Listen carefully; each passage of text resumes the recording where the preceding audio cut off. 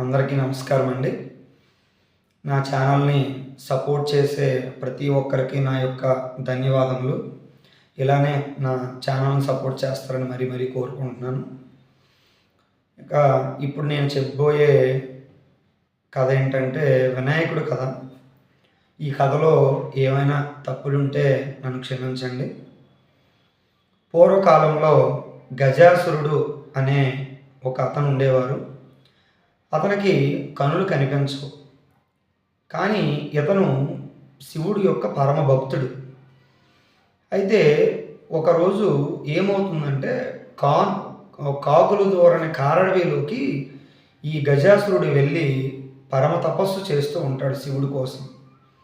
అయితే తపస్సు చేసేటప్పుడు గట్టిగా అరుస్తూ తపస్సు చేస్తాడు. ఓం నమః శివాయ, ఓం నమః శివాయ అంటూ తపస్సు చేస్తాడు. చేస్తూ ఉంటే మొత్తం కైలాసం అన్నీ కూడా గజగజలాడిపోతాయి. అయితే ఈ విషయం విన్నటువంటి పరమశివుడు తన భక్తికి మెచ్చి ప్రత్యక్షం అవుతాడు.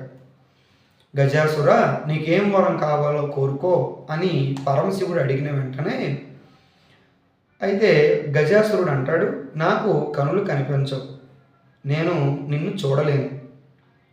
సో నా మనసుతో నిన్ను చూస్తాను, నా లోపలికి నువ్వు వచ్చే అనేసి పరమశివుడిని అడుగుతాడు. తన కోరికను ధిక్కరించలేక ఆ పరమశివుడు గజాసురుడి లోపలికి వెళ్ళిపోతాడు. అయితే కైలాసాన శివుడి కోసం వేచి చూస్తున్న పార్వతీదేవి ఎప్పటికీ శివుడు రాకపోయేసరికి వెతుకుతూ దేవతలను, మునులను, బ్రహ్మను, విష్ణువును అందరినీ పిలిచి ఆచూకు అడుగుతుంది. ఎవరికి తెలియదు అనేసరికి తన యొక్క మహిమతో శివుడి యొక్క జాడను తెలుసుకుంటుంది ఆ తల్లి. తెలుసుకున్న వెంటనే ఆ బ్రహ్మ విష్ణువుని కోరుతుంది, నా శివుడిని నాకు ఇవ్వండి అని. అప్పుడు బ్రహ్మ ఆ విష్ణుమూర్తిని ఎద్దు రూపంలో మార్చి బ్రహ్మ సాధు రూపంలో ఆ ఎద్దుతో ఆటలాడిస్తూ గజాసురుడి దగ్గరికి వెళ్తాడు. ఆ సాధు రూపంలో ఉన్న బ్రహ్మ ఎద్దుతో ఆటలాడించడం చూసి గజాసురుడు చాలా సంతోషిస్తాడు. సంతోషించి గజాసురుడు ఇలా అంటాడు, అయ్యా సాధు, నా మనసును మీరు గెలుచుకున్నారు, మీకు ఏం వరం కావాలో కోరుకోండి అని గజాసురుడు అడుగుతాడు. అప్పుడు సాధు రూపంలో ఉన్న బ్రహ్మ, మీ లోపల ఉన్నటువంటి పరమశివుడిని మాకు ఇచ్చేయండి అనేసి అంటాడు.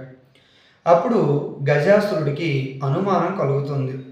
నా లోపల పరమశివుడిని ఇమ్మన్నారంటే వీళ్ళు సాధారణమైన వాళ్ళు కాదు, మీరెవరయ్యా అని అడిగితే అప్పుడు సాధు రూపంలో ఉన్న బ్రహ్మదేవుడిగా మారిపోతాడు. ఎద్దు రూపంలో ఉన్నటువంటి విష్ణువుగా మారిపోతాడు. అప్పుడు తన తప్పును తెలుసుకొని ఆ గజాసురుడు లోపల ఉన్న శివుడిని బయటికి పంపించేస్తాడు. బయటికి పంపించినప్పుడు మొత్తాన్ని ఇలా కోసుకొని పరమశివుడిని బయటికి పంపిస్తాడు.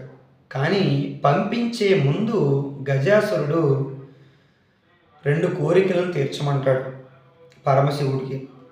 ఒకటి, నా చర్మాన్ని మీ మీద వేసుకోండి, నా ముఖాన్ని మీలో భాగంగా చేసుకోండి అనేసి గజాసురుడు 2 కోరికలు కోరుతాడు. దానికి పరమశివుడు సరే అని చెప్పి అక్కడ నుండి పరమశివుడు, బ్రహ్మ, విష్ణువు, మునులు అందరూ వెళ్ళిపోతారు. వెళ్ళిపోయిన తర్వాత కైలాసంలో ఉన్నటువంటి పార్వతీదేవి శివుడు రాకతో చాలా సంతోషిస్తుంది. సంతోషించి అయితే ఈ అమ్మవారు చాలా మహిమలు కలదు కాబట్టి ఈలోగా శివుడి యొక్క రాకను తెలుసుకున్నటువంటి అమ్మవారు ఒక మట్టి బొమ్మని, అంటే తన నలుగు పిండితో ఒక మట్టి బొమ్మను తయారు చేసి ఆ ఇంటికి, ఆ కైలాసానికి కాపలాగా ఉంచి లోపలికి ఎవరిని రానివ్వద్దు అని చెప్పి అరటిపండు తినడానికి ఆ బాలుడికి ఇచ్చి తను నదీ స్నానానికి వెళ్తుంది. వెళ్తే ఈలోగా బాలుడు తల్లి చెప్పిన మాటను జవదాటకుండా ఆ కైలాసము దగ్గర కాపలా కాస్తాడు. కాపలా కాసిన వెంటనే ఈలోగా పరమశివుడు కైలాసానికి చేరుకుంటాడు. చేరుకున్న వెంటనే కైలాసం లోపలకు అడుగు పెట్టనివ్వకుండా ఆ చిన్న బాలుడు అడ్డుకుంటాడు. అడ్డుకొని తన శూలాన్ని కూడా త్రిశూలాన్ని కూడా ఒంటి చేతితో ఆ చిన్న బాలుడు పట్టుకొని అడ్డుకుంటాడు. అడ్డుకున్న వెంటనే పరమశివుడు ఆశ్చర్యపోతాడు. ఇంత చిన్న బాలుడు ఒక్క చేతితో నన్ను అడ్డుకుంటున్నాడు అని చెప్పేసి ఆశ్చర్యపోతాడు. శివుడికి కోపం వచ్చి విలయతాండవం చేస్తాడు. ఆ విలయతాండవాన్ని చూసి ఆ చిన్న బాలుడు నవ్వుకుంటాడు. నవ్వుకున్నటువంటి ఆ చిన్న బాలుడిని చూసి పరమశివుడికి ఇంకా కోపం వస్తుంది. కోపం వచ్చి తన త్రిశూలంతో ఆ మెడను తీసేస్తాడు పరమశివుడు. ఆ మెడ ఎటువైపు చాలా దూరంగా తుల్లిపోతుంది. అమ్మా అనుకుని గట్టిగా అరుస్తూ నేలపాలవుతాడు ఆ బాలుడు. అప్పుడు ఆ బాలుడు పిలవడంతో పార్వతీదేవి బయటకు వచ్చి ఆ బాలుని చూసి ఏడ్చుకుంటుంది. ఏడ్చుకుంటూ పరమశివుడి మీద విపరీతమైన కోపంతో తను అమ్మవారుగా మారి భయపెడుతుంది. మిగిలిన కథ నెక్స్ట్ ఎపిసోడ్లో మాట్లాడదాం. Thank you.